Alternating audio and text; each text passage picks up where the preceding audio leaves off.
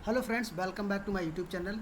मैं हेमंत कुमार अपने YouTube channel from nothing to something में आप सभी का स्वागत करता हूं। चलिए देख लेते हैं बैंक निफ्टी को कल हम कौन से लेवल पे ट्रेड कर सकते हैं और हमारा ट्रेड सेटअप कल के लिए कैसा होना चाहिए था। और साथ ही हम ये भी देखेंगे कि आज हम ट्रेड कैसे कर सकते थे। तो पहले हम कल के लिए देख लेते हैं कि हमारे टुमारो के लिए क्या एक्सपेक्टेशन कौन कौन से लेवल हैं। तो बैंक निफ्टी ने क्या किया, बैंक निफ्टी ने गैप डाउन ओपन हुआ, 39,300 पे सपोर्ट ली, ऊपर जाके 36,636 से रिजेक्शन लेके नीचे आया, फिर से 300 पे सपोर्ट ली और लास्ट में क्लोजिंग लेके 670 पे दी है।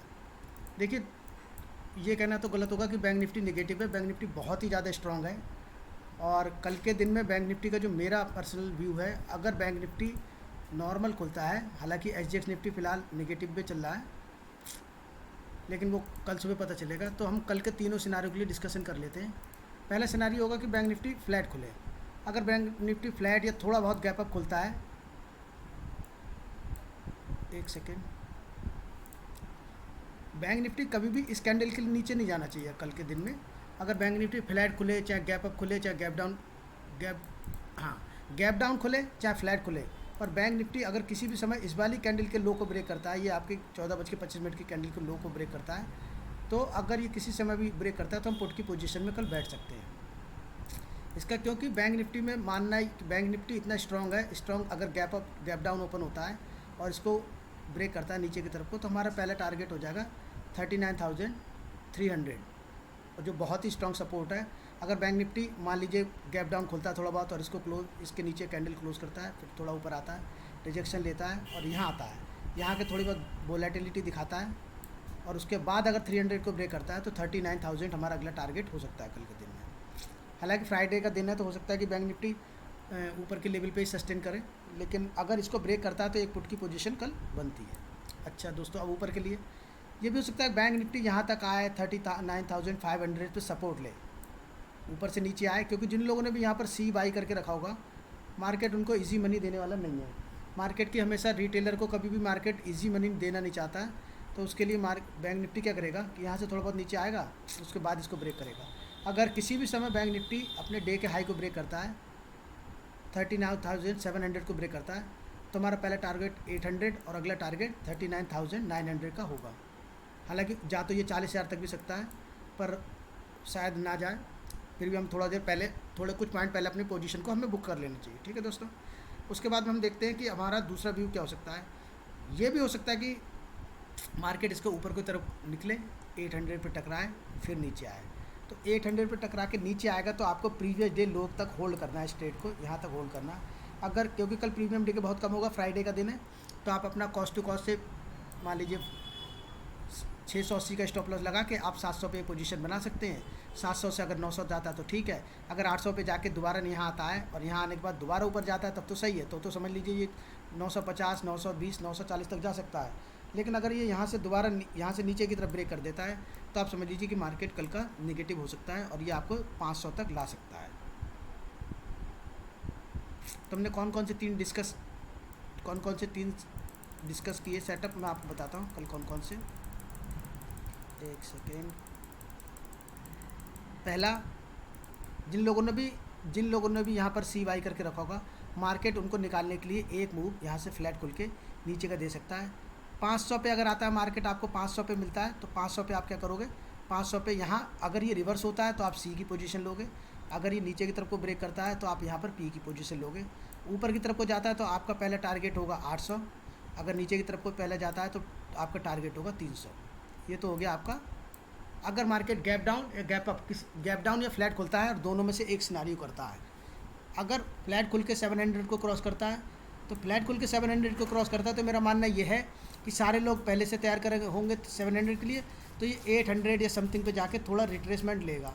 आपको फ़ौरन कोई पहली ट्रेड नहीं खरीदनी। अगर फ्लैट खुल के तुरंत इसको ब्रेक करता है तो आपको एक रिट्रेसमेंट का वेट करना है। रिट्रेसमेंट के बाद जब उसको तो ब्रेक करे बैंक निफ्टी, तब आप यहाँ पर या स्विंग लो पे यहाँ पर एक ट्रेड ले सकते हो प्राइस एक्शन देख के, और तब आपका टारगेट 950 तक हो सकता है, 950 तक आपका टारगेट कल के दिन में हो सकता है। ठीक, अगर बैंक, ये तो पहला एक सिनारियो ये हो गया, 500 पे आके ऊपर, 500 पे आके नीचे। दूसरा होता है ये और जो तीसरा मेन सिनारियो कि अगर मान लीजिए मार्केट गैप डाउन ओपन होता है, मान लीजिए 449 का होता है और इसको ब्रेक करता है नीचे की तरफ को। हाँ, एक और सिनारियो कल क्या हो सकता है कि अगर मान लीजिए ब्रेक डाउन नीचे लेता है और यहाँ पर मान लीजिए एक कैंडल में 400 तक आ जाता है, तो जब 400 आ जाता है तो आपको फिर इसके नीचे 400, अगर इन कैंडलों के नीचे मार्केट किसी समय भी आपको मिलता है तो आप पुट बना सकते हो। और पहला, अगर आप जल्दी बुक कर सकते हो तो 300 पर बुक कर लीजिए। अगर ये 300 पर जाने के बाद अगर यहाँ पर ऐसे करके प्राइस बना के और ऊपर को जाता है तो आप 300 से लेकर आप फिर से 650 यहाँ तक मार्केट जा सकता है। ठीक है दोस्तों, वीडियो कैसे लगा बताना मत भूलिएगा।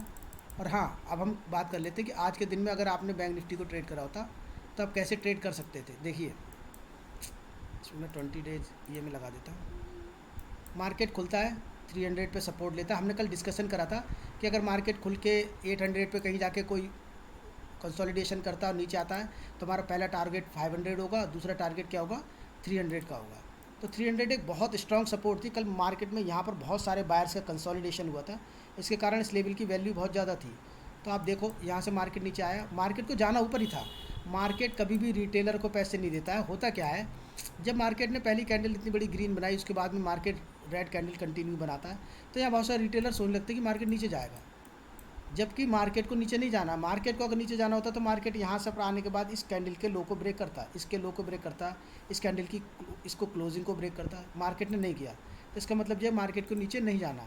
आपको क्या करना है, 20 डेज़ के ऊपर जैसे ही ये कैंडल क्लोज करे उसके ऊपर जैसे ही जाए, आपको यहाँ पर एक सी की पोजीशन बनानी है और इस कैंडल के लो का और उससे 1-2 पॉइंट बफर का आपको स्टॉप लॉस छोड़ना है।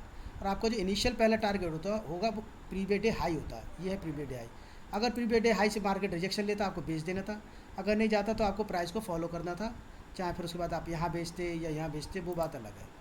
फिर आपकी दूसरी ट्रेड कब जनरेट हो रही थी, दूसरी ट्रेड थी, मैं आपको एक चीज़ और दिखाना चाहूँगा। देखिए, ये प्रीवियस डे हाई था, मार्केट यहाँ से ऊपर गया, फिर मार्केट यहाँ से गया। देखो यहाँ पर कोई भी पी लेने की कोई पोजीशन नहीं है। रीज़न क्या है, मार्केट इतना बुलिश था और जब यहाँ से यहाँ तक गिर रहा था तो ये किसी भी जगह से रिवर्स ले सकता था। ये हो सकता था इस वाली कैंडल के लो से यहाँ से रिवर्स ले लेता, ऊपर चला जाता। ये हो सकता था इस कैंडल के यहाँ से ले लेता। पर ये 500 से इसने सपोर्ट लिया तो इसका मतलब ये था कि 500 आज के दिन में एक इंपॉर्टेंट लेवल होने वाला है। जैसे ही 500 के नीचे ये कैंडल क्लोज करती, यहाँ पर आपकी एक इस कैंडल का लो ब्रेक होने पे आपकी पुट की एक पोजीशन यहाँ पर बनती थी। आपका स्टॉप लॉस केवल इस कैंडल का हाई और इसके नीचे का आपकी ट्रेड एग्जीक्यूट होती और आपका जो पहला टारगेट होता वो टारगेट होता ये इनको, जहाँ ये कैंडल यहाँ से मार्केट जहाँ से ऊपर गया था, बस ये आपका पहला टारगेट होता 350 356। हालांकि मार्केट फिर से 300 तक आ गया और फिर उसके बाद जो मार्केट ने ये वाला मूव लिया है, ये वाला मूव थोड़ा रिटेलरों के लिए थोड़ा कठिन था। पर फिर भी अगर किसी ने 500 का दोबारा पोजीशन ऊपर कैंडल क्लोज होने पे यहाँ पर पोजीशन ली इसका स्टॉप लॉस लगा के, तो मार्केट ने उनको भी लास्ट में एक अच्छे टारगेट दिए हैं। हालांकि इतने बड़े बड़े लो लग रहे थे तो बैंक निफ्टी में रिटेलर तो बहुत ही कम लोग सस्टेन कर पाए होंगे, लेकिन ये 2 ट्रेडें आज के दिन की बेस्ट ट्रेड थी, ये और ये वाली। तो 20 डेज़ ईएमआई को आप अपने चार्ट पे ऐड कर सकते हैं, बहुत सरल है और इसके बेस पे आपको जो ट्रेड मिलती है, अगर प्राइस एक्शन के साथ में 20 डेज़ का भी कंफर्मेशन हो, आप देखोगे यहाँ पर भले ही ट्रेड यहाँ पर बन रही है पर 20 डेज़ को इसने कभी भी क्रॉस नहीं किया। मार्केट में पहली बार यहाँ पर क्रॉस किया है, पर 20 डेज़ के ऊपर कोई भी कैंडल क्लोज करके उसका हाई ब्रेक नहीं हुआ है।